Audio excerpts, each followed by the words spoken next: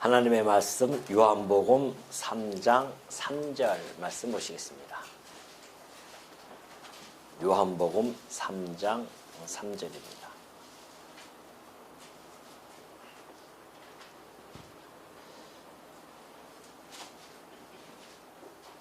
예수께서 대답하여 이르시되 진실로 진실로 내게 이르노니 사람이 거듭나지 아니하면 하나님의 나라를 볼 수 없느니라. 니고데모가 이르되 사람이 늙으면 어떻게 날 수 있사옵나이까? 두 번째 모태에 들어갔다가 날 수 있사옵나이까? 예수께서 대답하시되 진실로 진실로 내게 이르노니 사람이 물과 성령으로 나지 아니하면 하나님의 나라에 들어갈 수 없느니라. 육으로 난 것은 육이요 영으로 난 것은 영이니 내가 내게 거듭나야 하겠다는 말을 놀랍게 여기지 말라. 바람이 임의로 불매 내가 그 소리는 들어도 어디서 왔다 어디로 가는지 알지 못하나니 성령으로 난 사람도 다 그러하니라. 8절까지 봉독해 드렸습니다. 지금 우리는 하나님이 펼쳐가시는 그 구원의 서정들을 하나하나 지금 살펴보고 있는 중입니다. 이 구원론이라고 하는 것은 하나님의 전적인 사역이죠.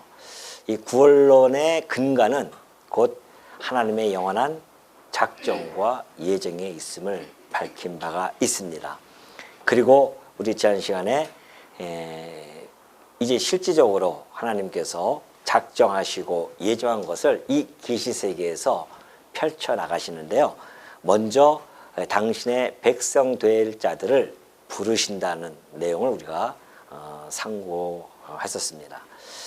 부르심에는 외적 부르심과 내적 부르심이 있다고 말씀드렸죠. 외적 부르심은 이렇게 말씀이 전파되어지고 이렇게 선포가 되어진 때에 이것이 모든 사람에게 들을 수 있는 그러한 말씀입니다. 그래서 이것은 이제 외적으로 보편적으로 만민에게 전달 되어지는 그러한 부르심이라고 해서 외적 부르심이라고 했었고요. 내적 부르심은 그 중에 놀랍게도 그 말씀이 그 말씀에 의해서 효력이 발생되어지는 그러한 사람들이 있습니다. 그러한 자들을 하나님께서 예정되어져서 하나님께서 미리 정하신 자들이 바로 내적 부르심에 응하게 되어진다는 사실을 우리가 하나하나 말씀을 통하여서 확인한 바가 있습니다. 오늘은 그 다음에 그 부르심 다음에 나타나는 것이 이제 중생입니다. 중생하면은 뭐 우리 성도님들 다 아시겠지만은 그러나 좀 낯설은 단어로 느껴지는 분들도 없잖아 있죠. 중생하면은 그동안 우리가 사회적으로 들었던 그 중생이라는 단어는 불교 용어로서 많이 사용이 되어졌습니다. 그래서 불교에서는 이제 무리중자를 사용하거든요. 그래서 부처의 깨달음을 아직 받지 못한 그러한 모든 대중들을 중생이라고 하죠. 그래서 저 불쌍한 중생들 하는 것이 바로 그런 무리들을 이야기하는 겁니다. 그러나 우리 이 성경에서 이야기하는 그 중생이라는 단어는 무리중자가 아닙니다. 그 중자는 무거울 중자. 그래서 무겁다고 해서 겹겹이 거듭 뭐 이러한 뜻을 가지고 있는 중자를 사용하죠. 그래서 무거울 중자 날생자에서 우리가 다시 거듭 난다고 하는 이런 의미를 가지고 중생이라는 단어를 사용합니다. 그러니까 불교적인 용어하고 기독교적인 용어는 전혀 다릅니다. 우리가 좀 더 이것을 이제 이 중생이라는 단어가 성경에 사실은 딱 한 번 나옵니다. 이것이 디도서 3장 5절의 말씀이에요. 디도서 3장 5절 보면은 우리를 구원하시되 우리가 행한 바 의로운 행위로 말미암지 아니하고 오직 그의 긍휼하심을 따라 중생의 씻음과 성령의 새롭게 하심으로 하셨나니 그렇게 되어져 있어요. 그러니까 성경 전체에서 중생이라는 단어는 바로 여기에 하나 나오는데 이 중생이라는 단어를 팔링게네시아라고 그렇게 이야기합니다. 이 단어는 그때 당시에 많은 사람들이 그 단어를 사용할 때는 보다 높은 존재로의 어떠한 재생 이렇게 설명해 주고 있어요. 지금보다 더 높은 존재로 재생이 되어지는 것, 또 존재로의 복귀, 다시 돌아간다, 이런 그런 뜻을 가지고 있습니다. 그때 당시 이제 이런 단어를 통해서 사람들이 그 뜻을, 의미를 충분히 감지할 수가 있죠. 그래서 바울이 디도에게 편지를 했을 때에 바로 이 팔링게네시아라고 하는 단어를 사용해서 중생의 씻음과 그렇게 설명을 해주고 있습니다. 자, 이 디도서 3장 5절을 보면은 하나님이 어떻게 구원의 여정을 펼쳐나가시는지를 단면적으로도 잘 보여주고 있어요. 자, 우리를 구원하시되 그래요.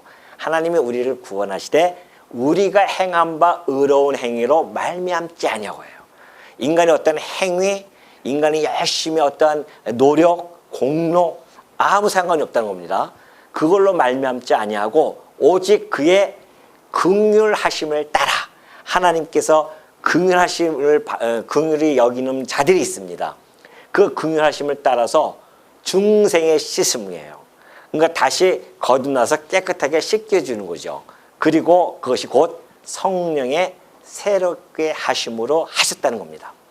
자, 우리를 구원하시되 우리의 의가 아니요 중생의 씻음과 성령의 새롭게 이렇게 되어져 있어요.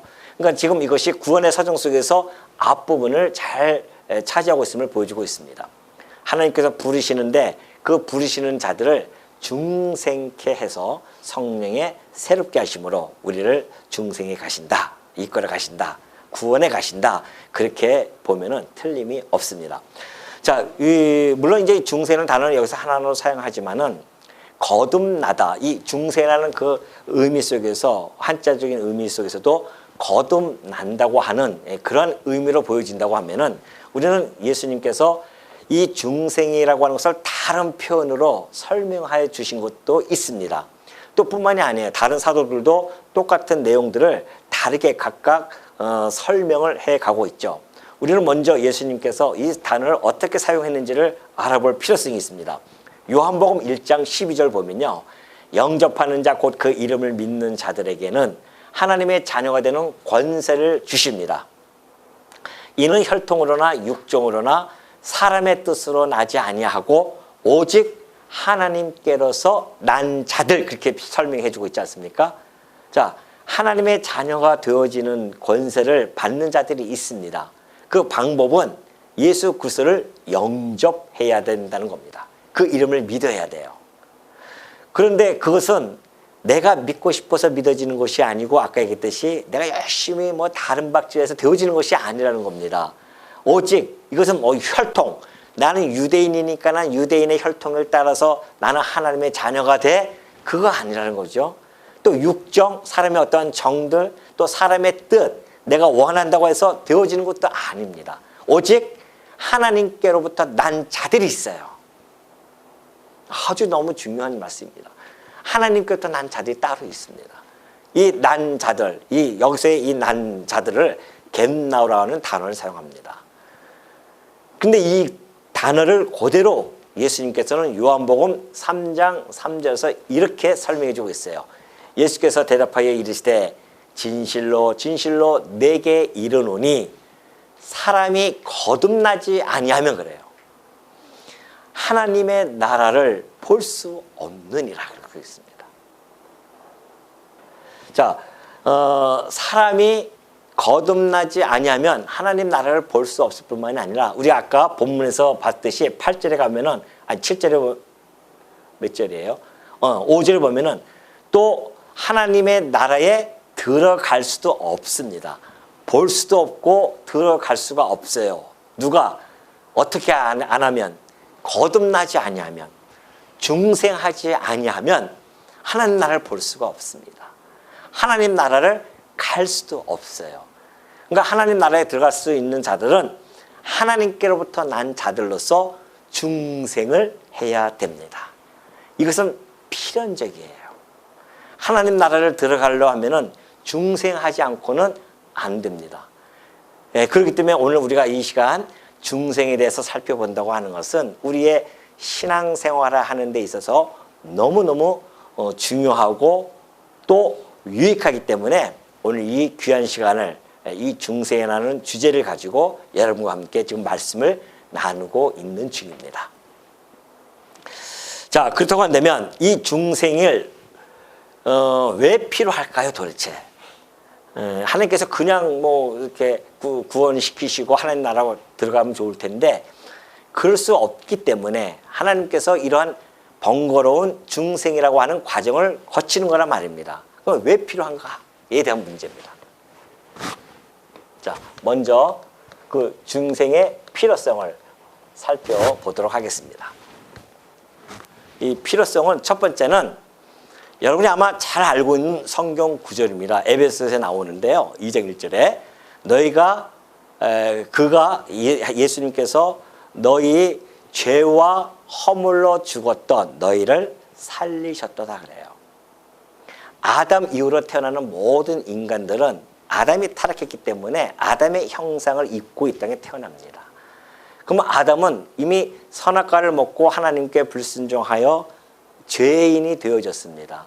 그래서 아담의 형상을 닮았다고 하는 것은 모든 인간은 죄 가운데 잉태가 되어져요. 우리가 아기를 보면 너무너무 순수하고 깨끗해 보이지만은 그러나 그 본성에는 이미 죄가 이 가슴 속에 꽉 박혀가지고 나오는 겁니다. 그래서 인간은 누구든지 죄가 잉태가 되어져서 그 다음에 죄 가운데서 출생을 되어집니다. 세상 사람들은 이것을 알 수가 없어요. 왜? 중생하지 못했기 때문에 이것이 무슨 이야기인지를 알아듣지 못합니다. 아니 저렇게 깨끗한 아이가 무슨 죄인으로 태어나 얘가 이 어린 것이 무슨 죄가 있다고 우리는 그렇게 이야기하잖아요. 그렇지 않다니까요. 우리 인간들은 죄 가운데 잉태부터 죄 가운데 잉태가 되어집니다. 아버지가 죄인이고 어머니가 죄인인데 자식은 어떻게 죄가 같이 전가가 안 될 수 있겠습니까? 그러니까 똑같은 죄인이에요. 죄 가운데 출생되어져요. 그리고 죄 가운데 살아갑니다. 여러분 다 우리가 살아오면서 뒤돌아보면 다 죄 가운데 살아오는 걸 다 알 수 있잖아요. 아이들도 2살만 돼도 벌써 자기 좋은 소견이 생겨가지고서는 부모를 대항하려고 하고 이런 모습이 다 이 안에 선악과를 먹은 아담으로부터 모든 인간이 이 선악과를 가슴에 품고 이 땅에 태어나기 때문에 그럴 수밖에 없어요. 자기 좋은 소견들을 하고 싶단 말입니다. 그래서 모든 사람들은 아담이 타락하자마자 곧바로 하나님께서 분명히 말씀해 주셨잖아요. 너 죽을 것이다. 너 이거 선악과를 먹으면 너는 죽으리라. 그렇게 말씀해 주셨는데 육적인 죽음이 금방 되어지지 않은 걸 보면은 그가 영적으로 이미 죽게 되어졌습니다. 흙과 하나님의 생기가 들어감으로 말미암아 생명이 되어졌는데 살아있는 영이 되어졌잖아요. 그런데 타락함으로 말미암아 살아있는 영이 죽은 영이 되어집니다. 그 살아있는 영을 가지고 하나님을 배우고 바라보며 하나님 나라 안에서 살아갈 수가 있는데 죽은 영으로는 하나님 나라에 갈 수가 없습니다. 왜냐하면 하나님 나라는 생명의 나라예요. 근데 어떻게 죽은 자가 들어갈 수 있겠습니까? 그러니까 우리 영혼이 죽어버렸기 때문에 그래서 하나님 나라를 볼 수도 없고 갈 수도 없는 이유가 죄와 허물로 죽어서 그래요. 죄와 허물로 죽었습니다. 우리 영이 죽고 육도 또 죽어갑니다. 그러니까 이 인생 육신도 점점 죽어가지 않습니까? 그러니까 사실은 이 땅에 태어나는 모든 사람들은 잡혀먹기 위하여 태어난 짐승과 같은 이성을 가지고 이 땅에 태어납니다. 그래서 그렇게 살다가 결국은 죽어요. 그러니까 하나님 나라 갈 수가 없지 않습니까? 그러니 중생하지 아니하고서는 하나님 나라를 볼 수가 없는 겁니다. 영적으로 이미 죽은 상태이기 때문에 그렇습니다. 하나님 나라는 영적으로 살아있을 때만 보여지는 겁니다. 그래서 중생이 필요한 이유가 바로 여기에 있습니다. 두 번째는 하나님 나라를 아까 요한복음 3장 3절에 나왔듯이 거듭나지 아니하면 하나님 나라를 볼 수 없고요. 5절에 얘기했듯이 하나님 나라에 들어갈 수 없기 때문에 그렇습니다. 하나님 나라를 볼 수도 갈 수도 없어요. 죄와 허물로 죽은 자들은 하나님 나라를 볼 수도 갈 수도 없습니다. 그래서 중생이 필연적입니다. 반드시 따라와야 돼요. 세 번째는 고린도전서 2장 13절 보면 잘 나타나 있는데요. 자, 우리가 이것을 말하거니와 사람의 지혜가 가르친 말로 아니하고 오직 성령께서 가르치신 것으로 하니 그래요. 바울이 고린도 지역에 가서 복음을 전했는데 바울이 전한 복음은 사람의 지혜가 아니라는 겁니다. 인간이 가지고 있는 어떤 사상, 철학으로 전한 것이 아니라는 겁니다. 오직 성령께서 가르치신 걸로 했다는 겁니다. 왜냐하면 그 이유가 있어요. 영적인 일은 영적인 것으로만 분별되어지기 때문에 그래요. 우리가 이 땅에 뭐 회사를 다니고 우리가 가정을 꾸리고 살아가는 거 이 모든 것들은 다 육적인 일들이기 때문에 알 수가 있습니다. 분별이 돼요. 그러나 구원에 관한 이런 이야기들, 지금 눈에 보이지 아니하는, 물론 이것이 나중에는 다 우리 가시적으로 나타날 그런 나라들이지만은 현재로서는 영적으로만 알 수가 있단 말입니다. 그래서 영적인 일은 영적으로 분별하는 것이지 14절에 보니까 그러잖아요. 육에 속한 사람은 하나님의 성령의 일들을 받지 아니해요. 육에 속했어요. 죄와 허물로 죽은 사람들은 하나님의 성령의 일들, 복음에 대한 이야기들, 예수님이 십자가에서 죽으셨다가 살아나셨던 이 이야기들, 이런 모든 것들을 어떻게 해요? 받지 않는다니까요. 왜냐? 이는 그것들이 그에게는 어리석게 보인다는 겁니다. 세상 사람들은 십자가 이야기를 하면은 되게 어리석게 보여요. 아니, 십자가에서 죽은 예수가 그 예수를 믿기만 하면 구원을 받는다고 하는데 그게 무슨 말이냐 도대체. 난 도저히 이해도 안 되고 납득도 안 된다는 거 아니겠어요? 왜 그럴까요? 육에 속한 사람이기 때문에 그렇습니다. 이것이 성령의 일이기 때문에 육에 속한 사람들은 알 수가 없어요. 그래서 그것들이 그에게는 어리석게 보일 수밖에 없는 겁니다. 또 그는 그것들을 알 수도 없어요. 자, 어리석게 보여요. 그것만 해도 좀 덜 불쌍할 텐데 더 불쌍한 것은 그것들을 어떻게 알 수가 없습니다. 이것처럼 불쌍한 게 어딨습니까? 알 수가 없어요. 알고 싶어도 알아지지가 않습니다. 왜냐하면 그러한 일들은 영적으로 분별되기 때문에 그래요. 구원에 관한 이야기는요, 영적인 일입니다. 우리가 물에 빠져서 육신을 건져내는 것은 눈으로 보이잖아요. 육적인 일들은. 그러나 영적인 일들은 보이지 않기 때문에 사람들이 쉽게 접근이 안 되고 믿지도 못하고 그걸 어리석게 보기도 하는 겁니다. 영적인 일은 영적으로만이 분별되어진다. 영적인 일은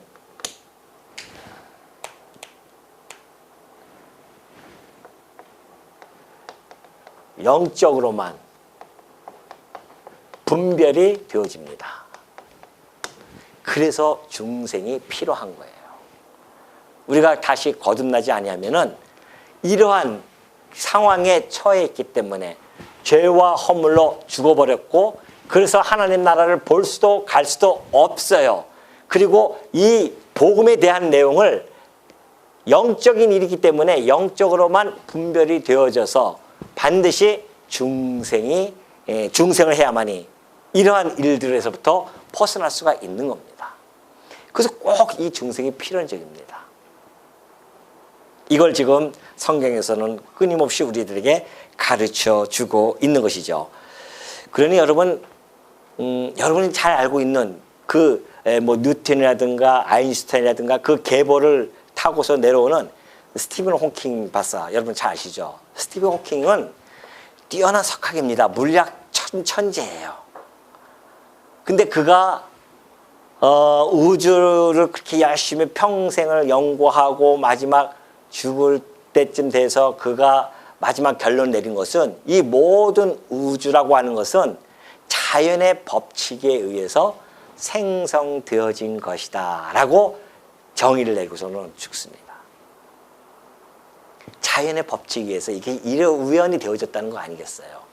하나님이 창조하셨다는 것을 받아들이지 못하고 그는 신앙을 저버리고 간 겁니다. 왜 그럴까요? 그분이 우리보다 똑똑하지 못해서 그랬을까요? 물론 그분이 육적으로는 많이 병 때문에 후패해졌지만은 그러나 그가 물리학에서 우주 이 과학에서 그 족적은 어마어마합니다. 한 획을 그어요. 그럼에도 불구하고 그가 이 우주 만물을 창조하신 하나님을 알지 못하고 단지 우주의 자연 법칙은 연구하면 나타나니까 그 표면적으로 나타나잖아요. 자연 법칙은. 그 자연 법칙을 바라보면서 거기에서 머물 수밖에 없었던 그 가장 중요한 이유는 그가 뭐였다? 중생하지 못했기 때문에 그래요. 그래서 어떻게 해요? 육적인 사람, 육에 속한 사람이었기 때문에 알 수가 없었습니다. 그걸 알 수가 없었던 겁니다.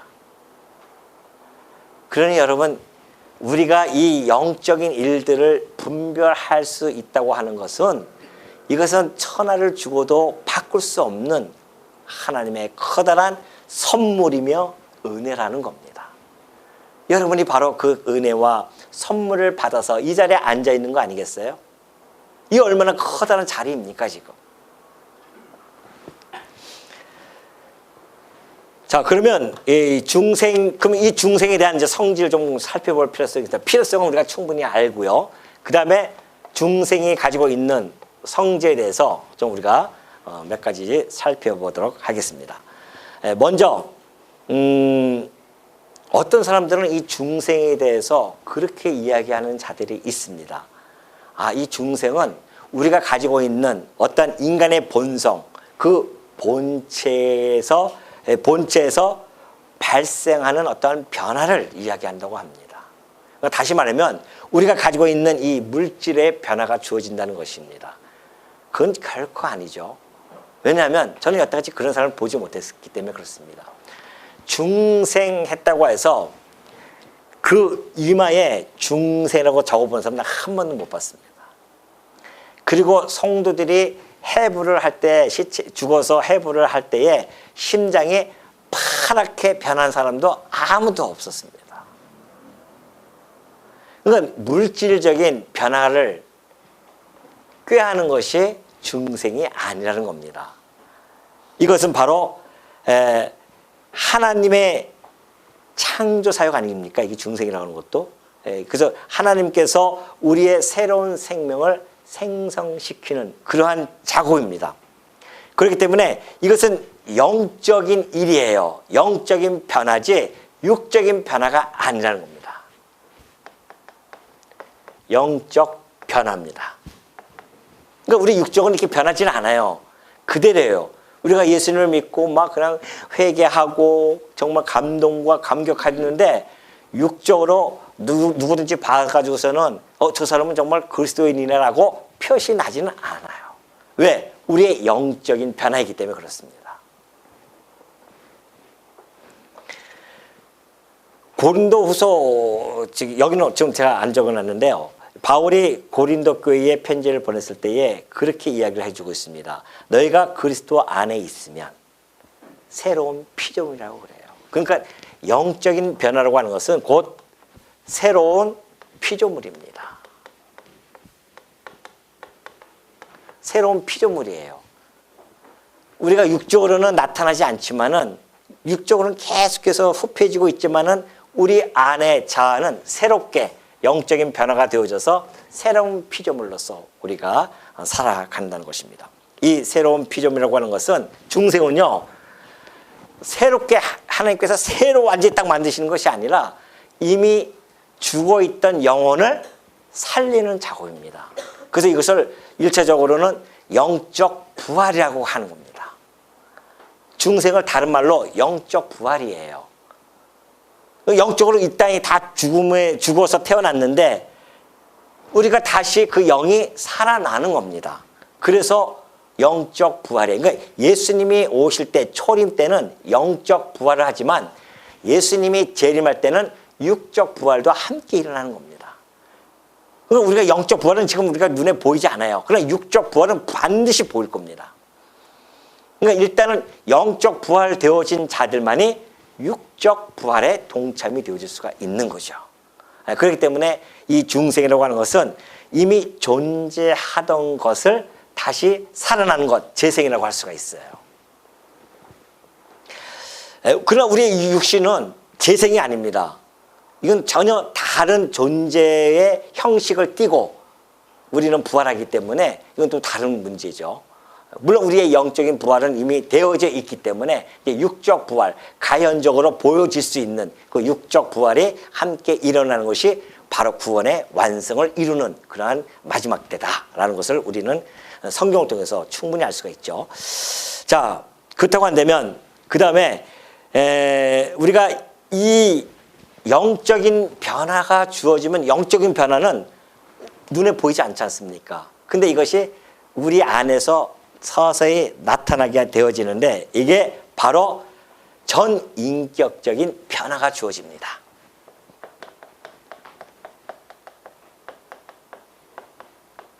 좀 딱딱하더라도 잘 따라오시기 바랍니다. 전인격적인 변화가 주어져요. 영적인 변화, 곧 중생되어진 자들은 전인격적인 변화가 주어지는데 그것이 곧 지정의라고 하는 우리의 인격의 3요소 안에서 변화가 주어집니다. 먼저 지식이 우리가 변화가 주어지는데요. 골로새서 3장 10절에 보니까 너희가 이제 바울이 골로새에 있는 교인들에게 편지 속에서 이렇게 이야기합니다. 새 사람을 입었으니, 자, 새 사람을 입었어요. 새로운 피조물이니까 중생이 있단 말입니다. 새 사람을 입었으니 이는 자기를 창조하신 이의 형상을 따라 하나님이 우리를 창조하셨어요. 그 형상은 의와 진리와 거룩함의 형상이라고 했습니다. 그 형상을 따라서 우리가 어디까지? 지식에까지 새롭게 하심을 입습니다. 중생하지 못하는 자들은 그 지식이 해 아래서의 지식으로 끝납니다. 그런데 중생한 자는 해 아래서의 지식이 아니라 해 위의 지식을 알 수가 있습니다. 지식에까지 새롭게 되어져서 하나님 나라를 볼 수도 있고 하나님 나라에 대한 것을 들을 수도 있고 하나님에 대한 지식을 알 수도 있고요. 우리 주 예수 그리스도에 대한 지식도 우리가 알 수가 있습니다. 지식에까지 새롭게 함을 얻어요. 이것이 우리의 지각이 깨달아진다는 거 아니겠어요? 중생하지 않으면 그걸 알 수가 없습니다. 새롭게 되어지지 않아요. 아무리 해봤자 아까 스티븐 호킹처럼 이 해 아래서의 세계 속에서의 지식 안에서 머물 수밖에 없습니다. 한계를 가질 수밖에 없다는 거죠. 그런데 새 사람을 입으면 하나님의 그 형상을 따라서 지식에까지 새롭게 하심을 입는다는 것, 이것이 너무너무나 중요한 이야기입니다. 두 번째는 우리의 감정과 정서적인 변화가 주어집니다. 베드로전서 1장 8절 볼까요? 예수를 너희가 보지 못하였으나, 베드로가 하시는 말씀입니다. 예수를 너희가 보지 못하였으나 사랑하는도다. 아니, 보지도 못했는데 사랑한대요. 또 이제도 보지 못하나 믿고 말할 수 없는 영광스러운 즐거움으로 어떻게 해요? 기뻐한다는 겁니다. 예수님을 보지도 못했는데 사랑할 뿐만이 아니라 그를 향해서 즐거워하고 기뻐해요. 보지도 못했는데. 그것이 바로 우리의 이 정의, 감정과 정서가 변화가 되어지는 겁니다.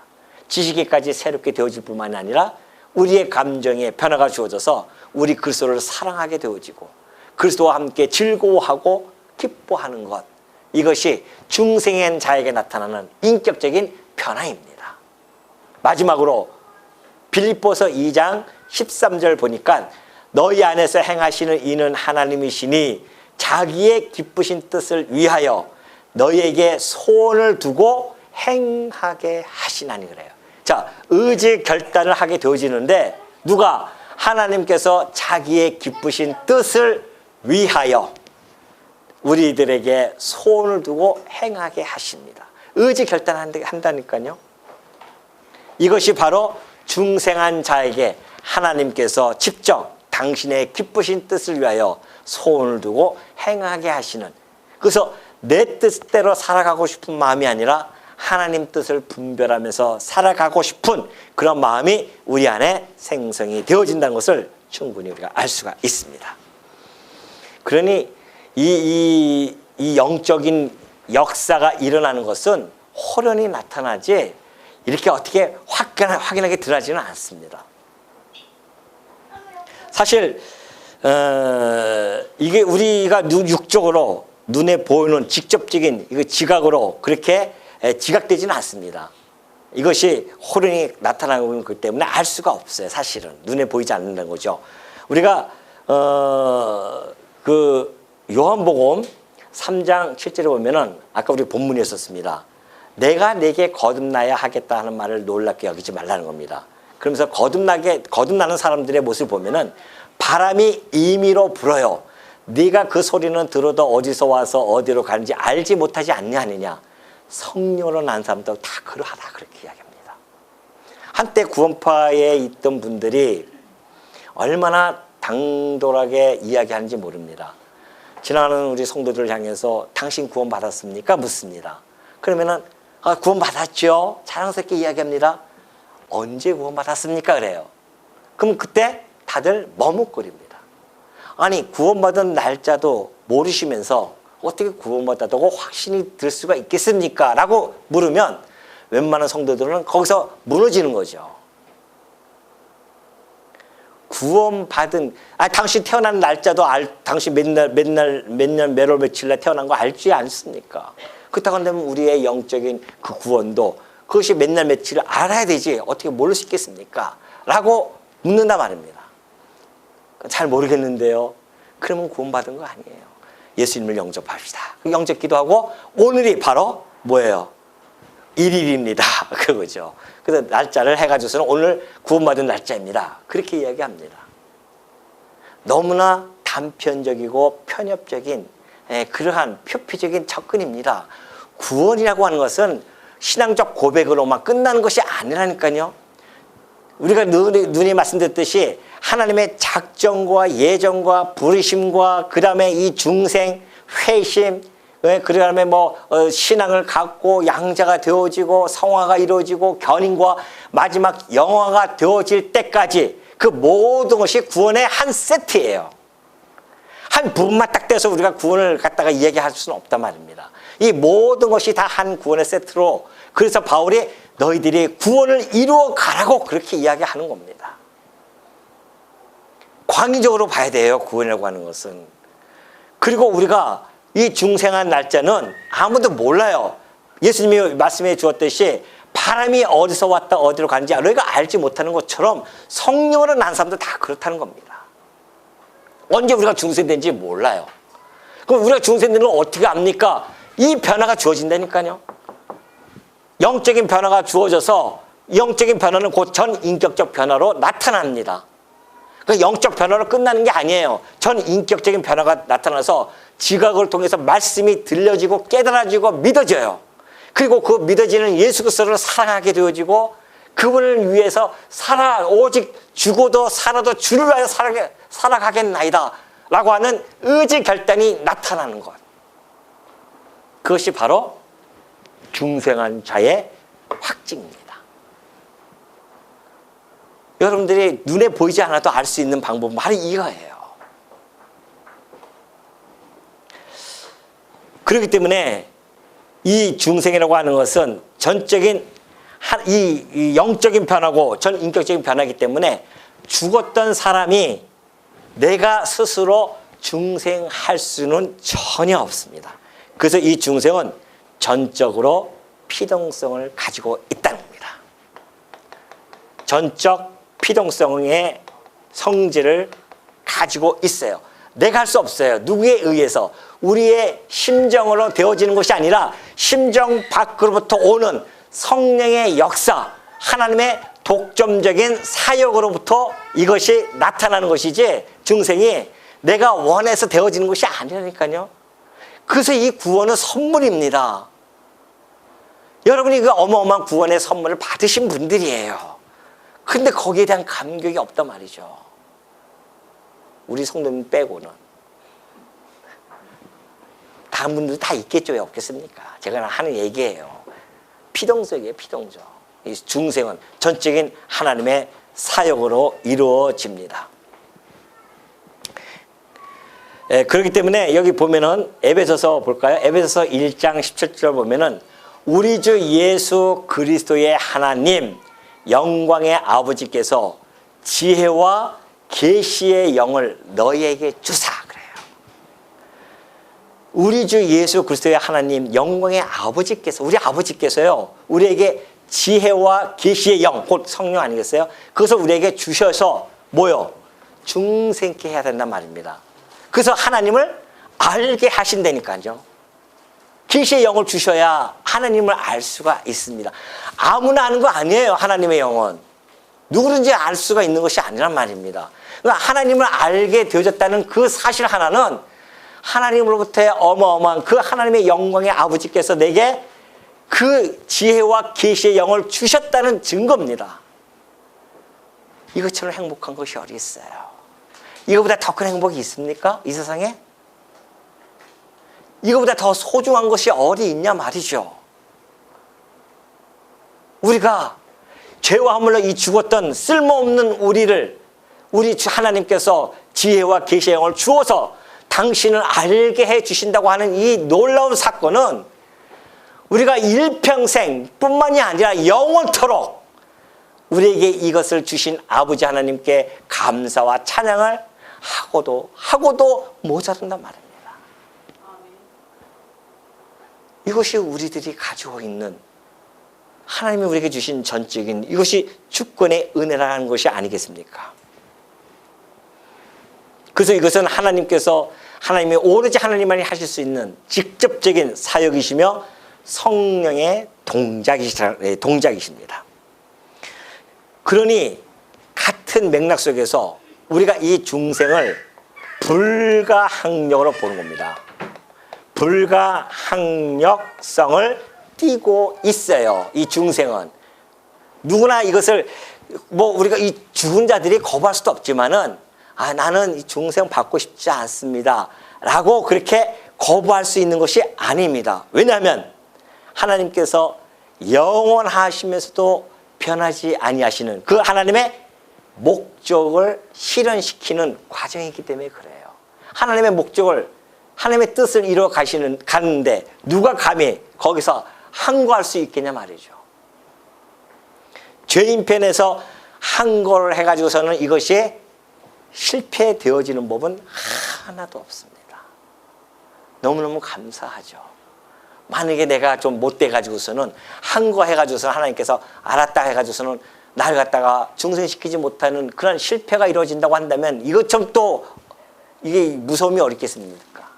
근데 놀랍게도 우리는 이 중생이라는 이 성질은 불가항력적 성질을 띠고 있어요. 항거할 수 없어요. 그러나 하나님이 주시면 그냥 그대로 되어질 수밖에 없습니다. 계시의 영, 지혜와 계시의 영을 그냥 긍휼하게 주십니다. 그걸 우리는 받고 중생되어지는 것이죠. 우리가 이 불가항력적인 성질을 보면은 영원한 선택으로부터 출발되어지기 때문에 그렇습니다. 하나님께서는 우리를 갖다가 당신의 기쁘신 뜻대로 우리를 예정하시는데요. 여호와의 계획은 영원히 쓴다고 했습니다. 우리를 향한 그 예정, 이것은 영원히 쓰는 계획입니다. 그의 생각은 대대에 이르기 때문에 절대 변개되어지지 않습니다. 하나님이 영원 안에서 작정하고 예정한 것은 변개되어질 수 없어요. 만약에 그것이 역사 과정 속에서 변개가 되어진다? 하나님은 신실하신 분이 아니십니다. 우리를 믿을 수가 없어요. 변덕스러운 하나님을 우리 믿을 수가 없습니다. 하나님은 전능할 수가 없어요. 그러면은 당신의 그때마다 계획이 틀어진다고 한다면 인간이야 그럴 수 있죠. 왜? 유한적인 존재니까. 하나님은 전능자이신데 어떻게 그의 계획이 이 역사 속에서 그때 달라질 수 있겠냐 말이죠. 하나님의 영원한 작정과 예정은 저 역사 정말 끝날 때까지 그대로 계획은 영원히 서서 대대에 이를 것입니다. 이것이 하나님이 해나가신 일이에요. 그렇기 때문에 불가항력적인 걸 수밖에 없습니다. 영원한 하나님의 선택이기 때문에 그렇습니다. 또 하나는 에스겔서 36장 26절에서 보면 잘 나타나 있어요. 또 새 영을 너희 속에 두고 새 마음을 너희에게 주되 너희 육신에서 굳은 마음을 제거하고 부드러운 마음을 줄 것이라고 약속을 해줬어요. 하나님의 영원한 그 계획 속에서, 이 계시 속에서 우리들에게 이 새 영을 너에게 줄 것이다. 왜? 이 중생은 새 영을, 성령을 통해서 일어나는 역사이기 때문에 새 영을 우리들에게 줘요. 너희 속에 두고 새 마음을 우리에게 줍니다. 이게 새 마음이에요. 우리의 자아, 새로운 속사람 자아가 다시 형성이 되어서 영적으로 살아난다는 거 아니겠습니까? 그래서 너희 육신에서 굳은 마음을 제거하는 겁니다. 우리 육신에 굳은 마음이 있어버리면요, 말씀이 들리지가 않아요. 그래서 우리가 기도할 때 왜 부드러운 마음을 주사 그렇게 기도합니까? 우리에게 부드러운 마음을 주셔서, 부드러운 마음이라고 하는 것은 옥토밭이라 말입니다. 옥토밭에 떨어져야지. 메마른 땅에 던져진다고 한다면, 굳은 땅에 던져지면은 씨가 파고들어가지 못하고 죽어버려요. 그럼 위에서는 없어지지 않습니까? 그러나 부드러운 그 옥토에 떨어지면요, 그 씨가 들어가서 거기서 썩고 해체되어지면서 새로운 조직으로 나타나는 거 아니겠습니까? 이것이 하나의 부활의 역사 아니겠어요? 그래서 이 중생이라고 하는 것은 이런 불가항력적인 성질을 띠고 있습니다. 그렇다고 한다면 이 중생이 되어지는 과정을 어떻게 우리는 알 수가 있을까요? 과정, 중생, 하나님께서 중생을 어떤 과정 속에서 중생케 해 나가는지를 우리는 지난 시간에 공부했듯이 부르심이 있습니다. 부르심, 외적 부르심이죠.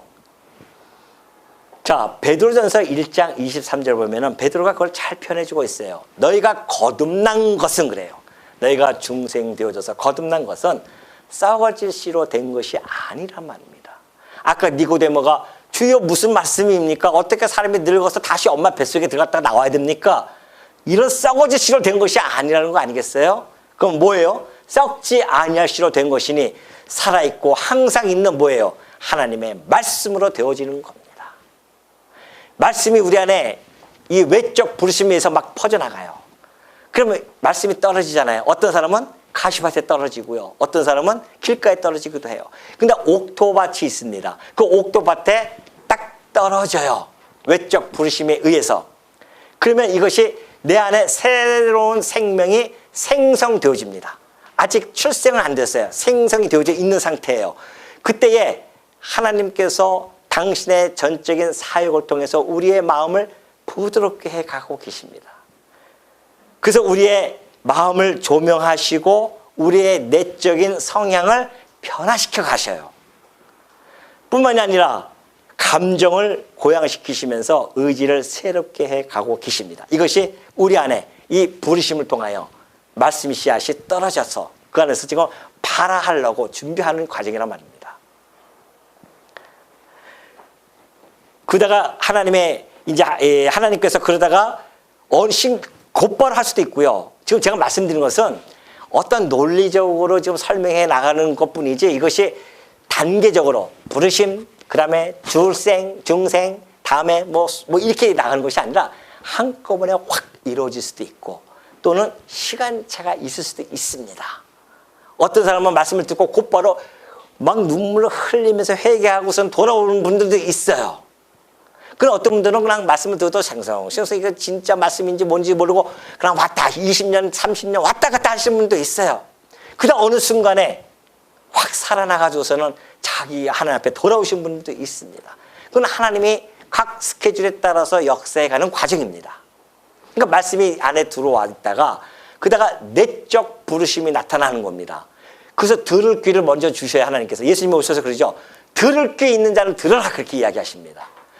다 들을 귀가 있는데 뭐하러 그런 말씀을 하셨을까요? 아니에요. 영적인 들을 귀를 이야기하는 겁니다. 영적인 들을 귀 있는 자는 들어라. 그러면서 예수님이 비유로 말씀해 주신단 말이죠. 그러니까 제자들이 와서 주여 왜 저들에게는 비유로 말씀하십니까? 그리고 와서는 제자들에게는 또 쫙 해석해 주고.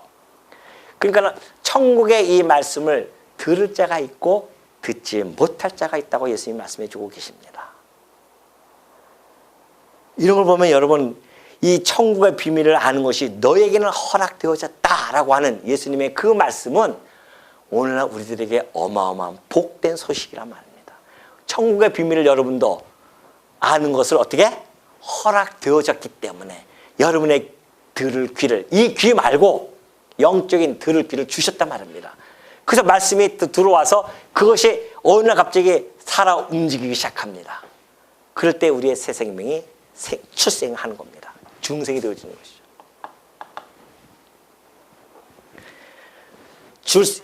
이 내적 부르심을 통하여서 이 중생이 완전히 완성이 되어지는 겁니다. 물론 그 과정 속에서 보면은 들을 귀가 이미 들려졌을 때는 엄밀하게 보면은 중생이 시작되어진 거고, 중생의 완성이 되어진다고 하는 것은 그 내적 부르심에 호응을 하는 것이죠. 주께서 루디아에게 주께서 마음의 문을 열어 그러잖아요. 그리고 그 말씀을 따를 수 있도록 그렇게 해주셨단 말이죠. 그것처럼.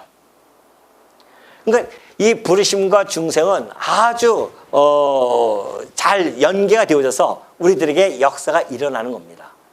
그러니 여러분, 하나님이 우리를 구원시키기 위해서 일을 이렇게 해 나가시는데 그걸 성경적인 표현으로 하나님이 오늘도 우리를 향해서 하나님의 열심으로 해 나가신다고 하십니다. 이것이 하나님이 열심으로 해 나가시는 일들이에요. 여러분 지금 이 자리에 앉아 있는 것이 그냥 한번 가보자, 친구가 손 붙잡고 갔으니 가보자, 그래서 이 자리에 앉아 있는 것이 결코 아니라는 말입니다. 부모의 손에 이끌어서 여기에 와 있는 것 과정은 그래요. 동기는 그렇습니다. 그러나 하나님이 그 동기들을 통해서 이 자리에 앉힌 것은 하나님이 이 구원의 서정 가운데 집어넣기 위해서 여러분을 부르신 겁니다. 그리고 하나님이 열심으로 지금 해나가고 계셔요. 부르시고 중생시키시고, 그리고 이제 이 중생 되어진 자들을 회심시키는 역사가 일어난단 말입니다. 다음 시간에 배울 거 아니겠어요? 회심. 회개하고 하나님께로 돌아오는 역사가 일어난단 말입니다. 이거 역시 하나님의 전적인 사역이에요. 이런 모든 일들을 하나님의 열심으로 지금 해나가고 있는데 스스로에게 물어보시라니까요. 내가 누구간데 도대체. 죄와 허물로 죽어서 아무것도 아닌 만물의 찢기와 같은 내가 어떻게 그 하나님의 열심으로 내 안에서 작동이 되어져서 나로 하여금 부르시고 중생케 해서 하나님의 이 말씀을 들을 수 있는 귀를 열어주셨는지 감사가 안 나옵니까? 감격이 안 돼요? 감동이 안 되냐 말이죠. 이 세상 그 어떠한 것들이 우리의 이 감동과 감격을 뺏어갈 수 있겠습니까? 이 세상 그 어떠한 것들이, 어떠한 상황들이 우리로 하여금 이 하나님을 향한 이 마음을 뺏어갈 수 있겠냐 말이에요. 우리에게 베푸시는 이 하나님이 열심히 우리 눈에 지금 보이고 있는데, 아니 내가 무엇이건데 하나님이 이렇게 열심을 내서 당신의 구원의 백성으로 삼아주시고 하나님 나라 백성으로 삼아줘서 영원토록 하나님 나라에서 함께 살게 해주시려고 지금 우리 아버지께서 이런 일을 해나가고 계시냐 말이죠. 당신의 이 주권적 은혜, 이게 불가항력적으로 하는 것이 주권적 은혜 아니겠습니까? 하나님의 주권적 은혜입니다. 이게 은혜. 철저한 은혜예요. 이 은혜의 도가니 속에 여러분과 제가 그 안에 갇혀 있다고 하는 것. 이것이 성도입니다. 세상에서 내가 좀 못 살고 내 신분이 좀 떨어지고 세상에서 봤을 때에 무시를 당하고 그런다고 해서 여러분이 성도로서의 그 고귀한 가치감이 없어지는 것이 아니라니까요. 그 이 세상에서 당하는 모든 것들은 성도로서 당해야 할 당연한 것들이라고 생각하시면 됩니다. 우리가 주목하는 것은 이 세상이 아니기 때문에, 우리의 주목이 이 세상이면 7, 80몇 분이 안 되잖아요. 그러나 우리가 주목하는 것은 영원한 하나님의 나라란 말입니다. 그 나라는 영원 세세토록 무궁할 나라예요. 그곳에서 살아갈 우리들 아니겠습니까? 그것을 바라보고 살아갈 자들이란 말입니다. 그러니 하나님의 열심으로 우리가 중생 되어져서 하나님 앞에 나와서 이렇게 예배를 드리고 찬송을 하고 하나님께 영광을 돌린다고 하는 것, 이것처럼 행복함이 어디 있어요?